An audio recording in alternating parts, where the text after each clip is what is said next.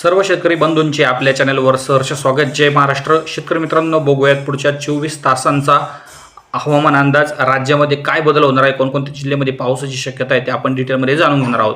सर्वप्रथम शेतकरी मित्रांनो सांगू इच्छितो की सध्या जर बघितलं तर कोकण किनारपट्टीवर दमटपणा खूप वाढणार आहे। पश्चिम घाटावर सुद्धा दमटपणा खूप मोठ्या प्रमाणात वाढलेला आहे।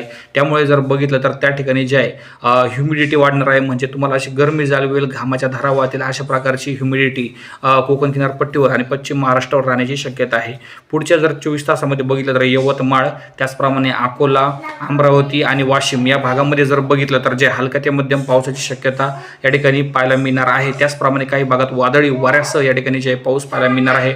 मोठ्या प्रमाणात जर बघितलं तर फक्त विदर्भातीलच जिल्ह्यामध्ये वातावरणीय बदल होणार आहे, बाकीच्या भागामध्ये फक्त ढगाळ वातावरण राहील। पश्चिम महाराष्ट्र आणि मराठवाड्यामध्ये ढगाळ वातावरण राहील, याची सर्वांनी नोंद घ्यावी। व्हिडिओ जर तुम्हाला महत्त्वपूर्ण वाटला असेल, आवडला असेल तर जास्तीत जास्त लाईक करा, शेअर करा। चॅनलवर नवीन असाल तर सबस्क्राईब आपण या ठिकाणी अवश्य करा। धन्यवाद। जय हिंद, जय महाराष्ट्र।